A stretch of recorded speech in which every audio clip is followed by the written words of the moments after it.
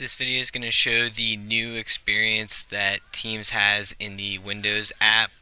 What you may have noticed is that your Teams by default changed it so when you open a meeting, your screen looks something like this. One of the things they were trying to do was to get that menu that was popping up in the middle of your screen and move it to the top so that way it wasn't cutting anything off of your picture. So right now this screenshot is basically what your meetings will potentially look like as your Teams app gets updated. As you can see, it actually opens in a separate window. So I have this meeting has its own window and it's separate from the other one, which really makes it nice. It makes it easier to just be able to have like your Teams meeting run on one window but be able to share another screen as well. And I just wanted to show a little bit of the differences with it. If you look at the options across the top, you'll notice that they are reordered a little bit from what they were the last time. It's almost actually reverse order from what it was before, but as always, you can see your participants that are in. If I click on it, the participants show up on the side, and I have the ability to, like I did before, click on the dots next to the participants.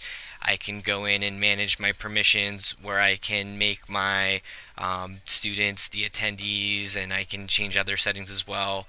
And then I also have the ability to take attendance by downloading that attendance list on here. Now you'll notice right now there's no mute all button.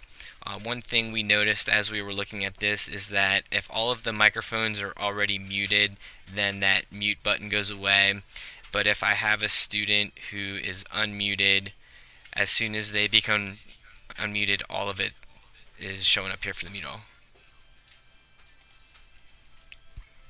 So in essence, we have mostly the same capabilities as we did in here. If I want to just take some students' privileges away, I can just click on the dots next to their name, and I can either make them attendee, or I can even remove them, or just mute that one student individually if I want to.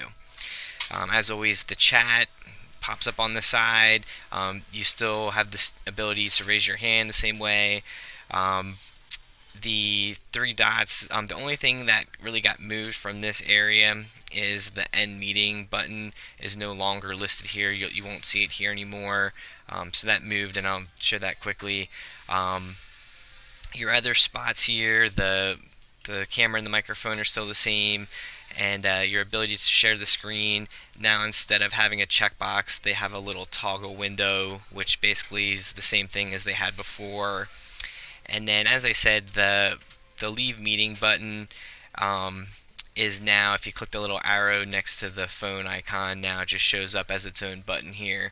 If you click the end meeting button, it'll boot all of the kids out of the meeting at the same time, which effectively ends the meeting for everybody.